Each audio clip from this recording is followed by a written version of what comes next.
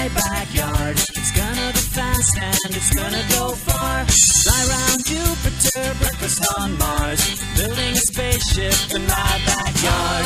Yeah, yeah, yeah, yeah, yeah, yeah. Yeah, yeah, yeah, yeah, yeah. Yeah, yeah, yeah, yeah, yeah, yeah.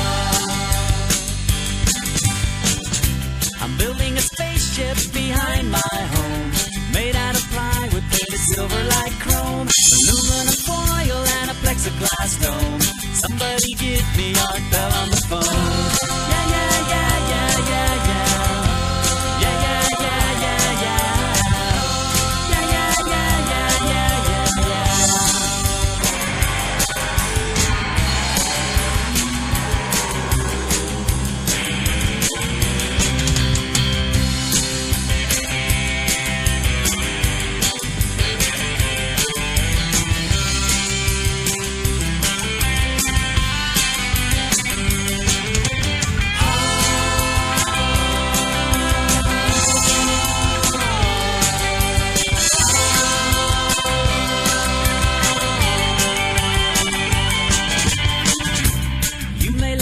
See me there in the sky. I may abduct you and we'll go for a ride. Land in a wheat field and leave a design.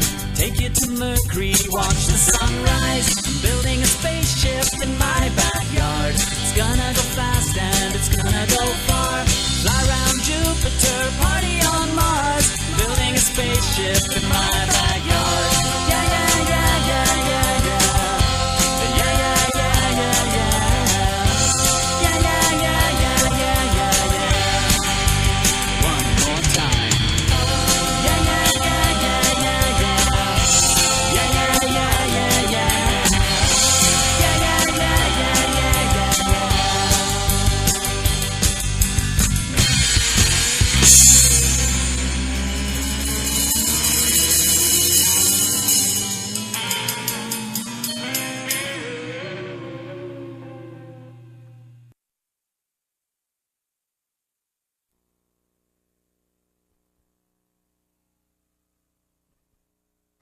Space. Is it just for the lucky few? Or is it for everyone? Maybe even you.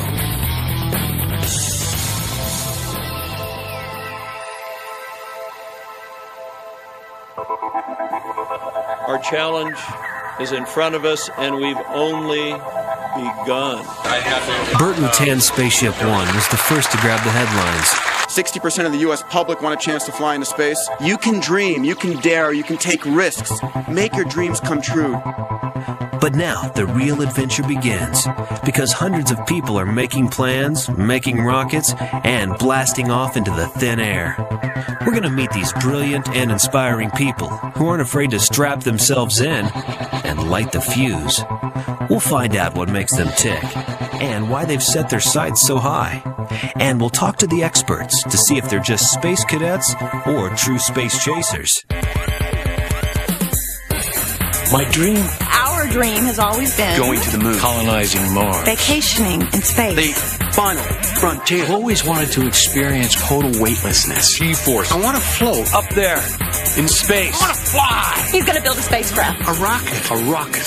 A shuttle. I don't have any money. I've got $20 million. 2 prototypes. I've got a team of technicians. They're friends of his. They are. I'm going to the moon. Mars. I'm a space chaser. We are space chasers.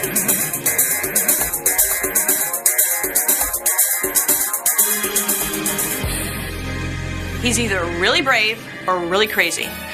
Maybe both. Houston, we have a dream.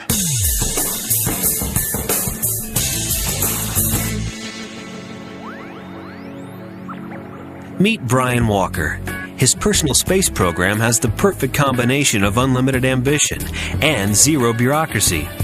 Brian is an inventor and entrepreneur who all alone has built his own submarine, hovercraft, and made millions of bucks creating cool-selling toys like the Light Chaser, Air Bazooka, and the Wind Gyro Top.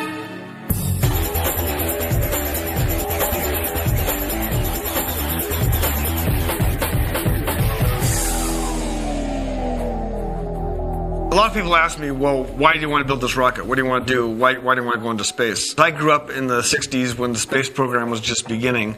Most of the original astronauts, the Mercury 7, Neil Armstrong and Buzz Aldrin walking on the moon. These guys they're people that I always respected. But somewhere around 8 or 9 years old, I concluded that I wasn't going to be selected. So I figured that if I was ever going to make it into space, I'd have to do it on my own. So I decided that I wanted to build this rocket and try and be the first person to go up to touch the edge of space. What kind of guy builds a rocket in his backyard? This I gotta see.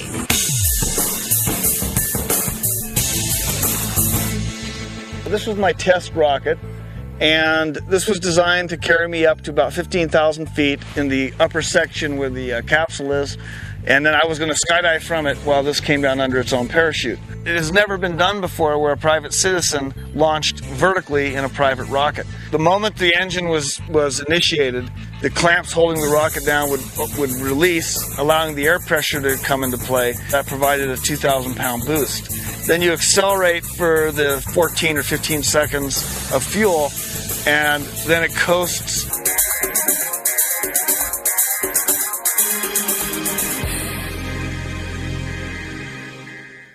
I see why he calls himself Rocket Guy.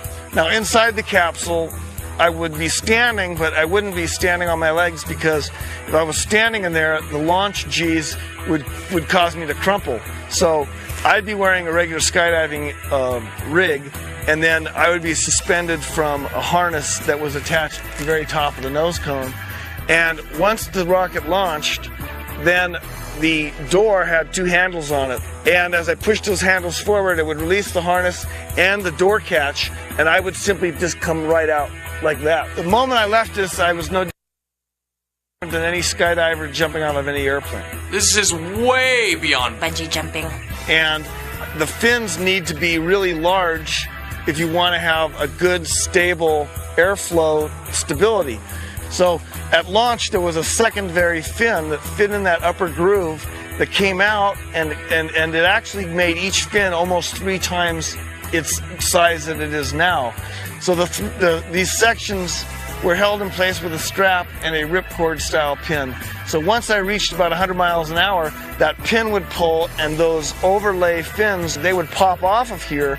So then I would be trimmed down to the correct fin size for the rest of the duration of the flight. This was an easier goal to attain initially than the full-on goal of going 50 miles in the much bigger rocket. Some people think I'm a nut. I take that as a compliment.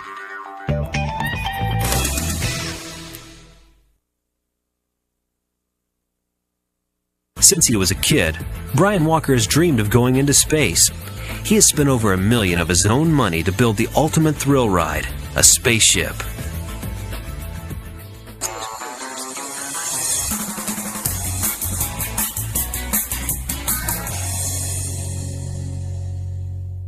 How's he gonna breathe up there?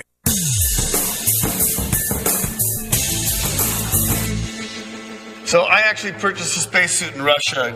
We got a real good deal for $15,000. The important thing about the spacesuit is space, there is an absence of air, it's a vacuum. If there was a sudden loss of cabin pressure, basically everything you see in the sci-fi movies would happen. Your eyes would bulge out of your head, your blood would boil, and you'd die within seconds. Must be hard for this guy to get life insurance. This provides a complete atmosphere around me, so in the event that I was suddenly exposed to a vacuum, inside here I'm protected. At least he looks like an astronaut.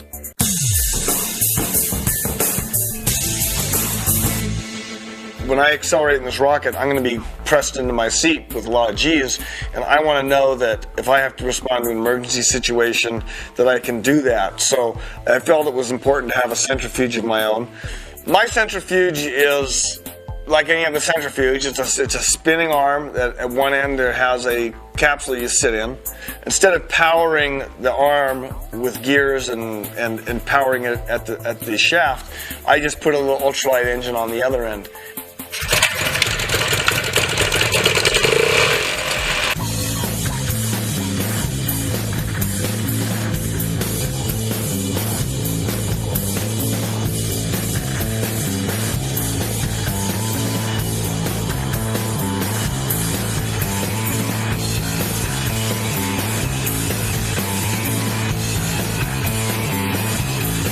that centrifuge, I've managed to get up to 9 Gs.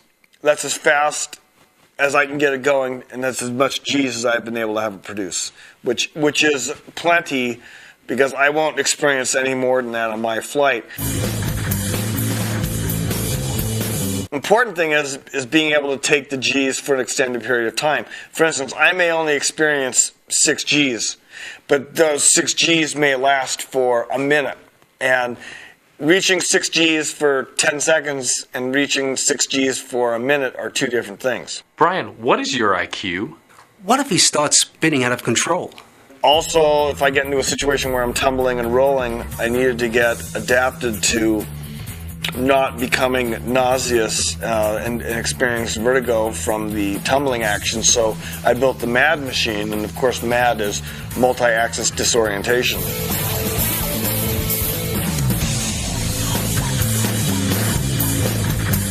That looks like a torture device. It allows you to tumble in all different directions randomly. And the idea there, of course, is that when you do it the first time versus the 50th time, the first time you get off of it and you're wobbly and you don't feel so well because of the vertigo and the nausea associated with it.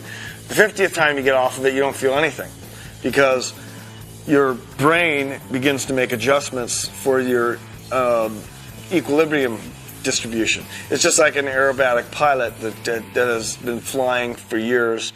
They develop the ability to not get sick from tumbling. Along with that, I've been doing skydiving, and I bought an ultralight just to get used to being in the air and controlling things and dealing with changing atmospheric conditions. So I've tried to mirror as much as possible the same training that American astronauts and Russian cosmonauts have gone through. How can you get up there without those big rockets like NASA uses?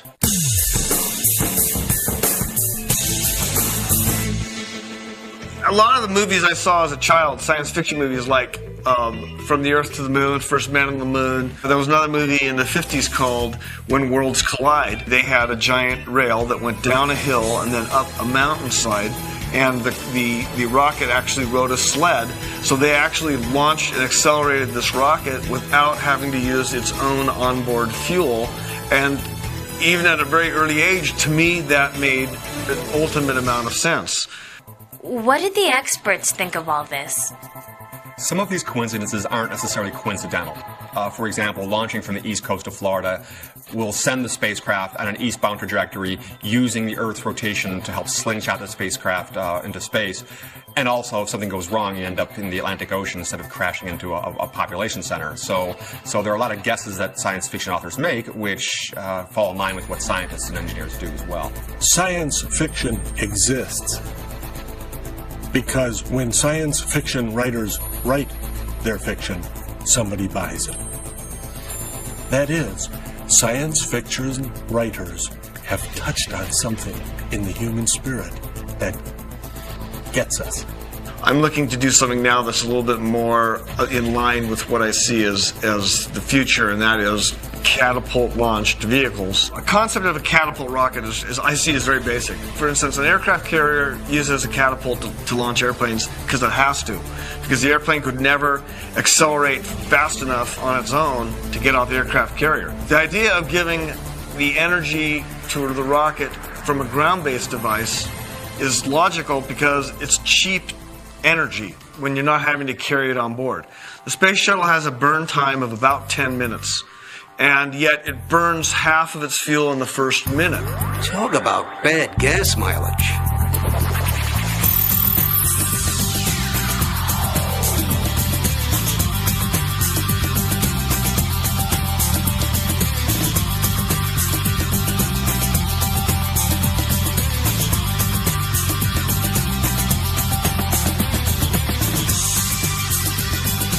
Let's say you took the space shuttle and you could accelerate it on a ground-based acceleration device like a catapult to the same speed that it's traveling when it's burned half of its fuel. You could actually use half the amount of fuel required because it's already reached that speed before it's even used its engines.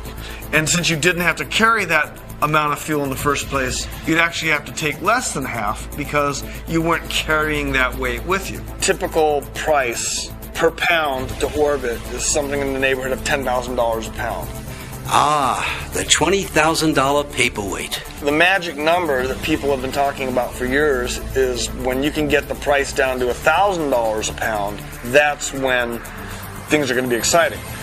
And yet I look at that and I just shake my head and just say, well, that's, for me, we're still talking close to $200,000. And that's just unreasonable. How about more like $10 or $15 a pound? That's reasonable. And I think that's doable. As we advance the technologies, the cost will actually come down, the safety will go up. The truth is, even for the next 50 years, it is going to be expensive to go off-world. But that makes it part of the unique experience, that it's so valuable, so interesting, so unique, almost exclusive. Our job, though, is over the next number of decades to advance the technology to the point where more people can go. You have to start with a clean sheet of paper. You have to forget about rockets and the way it's been done. And you have to look at it from a different perspective.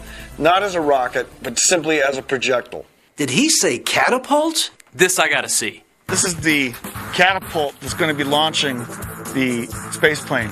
And basically there's a rail here, there's a truck up there that rides on wheels. That's what the rocket sits on.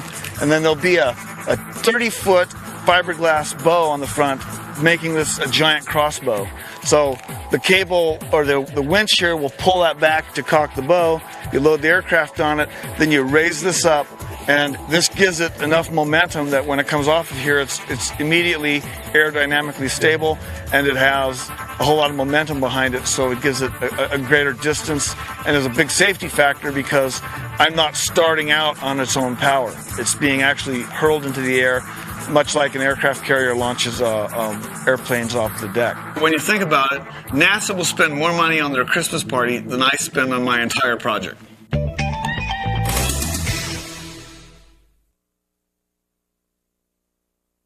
Brian is trained for spaceflight. He has built a vertical rocket which he has scrapped for a better idea. He is preparing for his final mission to blast off.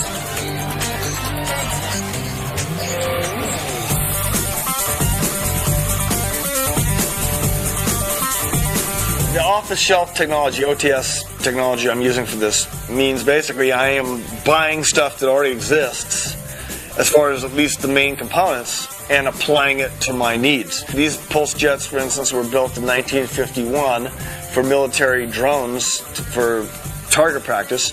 I found the pulse jets on the internet, for sale on the internet, and bought 2 of them. Basically, it's a pipe that has a series of reed valves in the nose, and when you ignite them, you turn on the fuel, you blast air into the front, you hit the spark, and there's an explosion that takes place. This cycle happens over and over again, and it happens at a rate of about 80 to 100 times a second.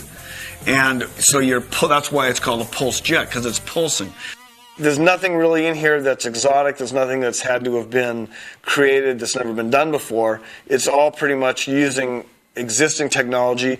And of course, when it comes to the catapult, some of this is very ancient technology. What's he using for fuel? Regular unleaded?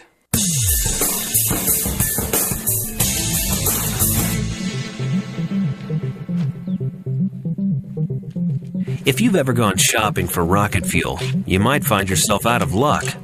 Brian has built a distilling factory and is brewing his own juice for blastoff. This is my fuel distillation facility, the FDF, and the purpose here is to take non-propulsion grade peroxide, 50%, and to distill it and concentrate it to produce 90% rocket grade propulsion peroxide. In here we have the boiling peroxide. So what happens is I take the water out of the peroxide by condensing it into here. And what's left here is the concentrated peroxide. Once it gets to a certain level, I'll test it with a hydrometer to find the density, then I'll know when it's 90%. 92% peroxide is good for rocket fuel. Anything over that becomes a little bit too dangerous to handle. These are the rocket motors that I was going to be using with rockets. This is a 2,500 pound thrust motor. And as you can see, it is stainless steel and has an injector plate. These screens are stainless steel plated in silver, and they're packed in here real tight, this whole stack of about 200 screens. The injector plate goes on top, and then this is where the fuel comes in. When the valves open up, peroxide comes in, massive reaction, 2,500 pounds of thrust. This thing glows red as it produces the steam. Is this guy for real?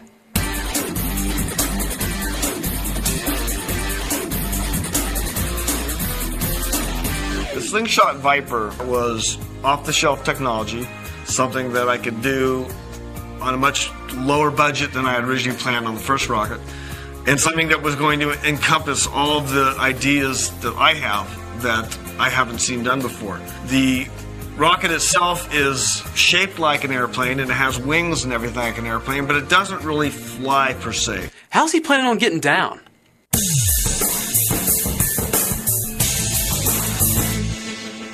It's designed to use those airfoil surfaces to give it its stability and its direction and its control, but I would never attempt a landing with it because it's not designed to have that kind of precise flight control. There will be 2 small turbine engines inside. It's using jets.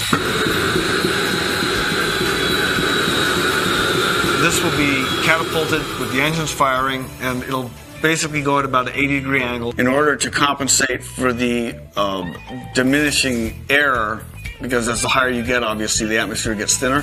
I'll have a nitrous oxide bottle, which I will be injecting nitrous oxide into the turbine engines to continue to support combustion. And then when it's time to land, I will deploy a rocket deployed parachute, and it will come down and land underneath the parachute. Are you really going to ride the paper airplane?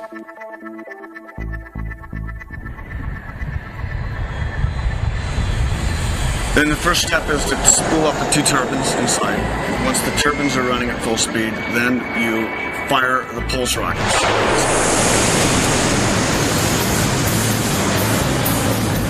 By the time I leave the 32-foot launch rail, I should be traveling about 40 miles an hour at that point, so I'll immediately have stability and the ability to maintain control. And it's going to continue upwards at a 80-degree angle. It'll shut down the pulse jets. The initial momentum I have gained will slowly begin to diminish until I reach the apogee of the flight.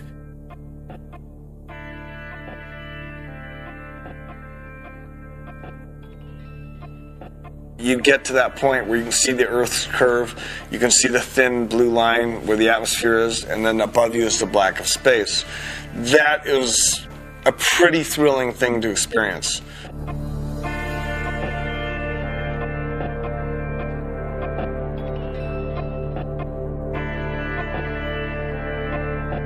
The Viper spaceplane will glide into suborbital space for approximately 8 minutes before gravity pulls it back to Earth. Space isn't just for astronauts anymore. One of the things I love to do in my spare time and just on my own is go speak at schools. And so I'm hoping at some point in time there will be people that go on to do much greater things than me who can look back and say, yeah, Rocket Guy was an inspiration to me when I was a kid. To me, the thing I like to be remembered for most is that I didn't let little things slow me down. I didn't listen to people telling me I couldn't do it, and I just went out there and did it. Gentlemen, start your rockets. Space. It's out there waiting. And more it's waiting for everyone. Meet more of the fun and fascinating people who are chasing the dream on the next Space Chasers.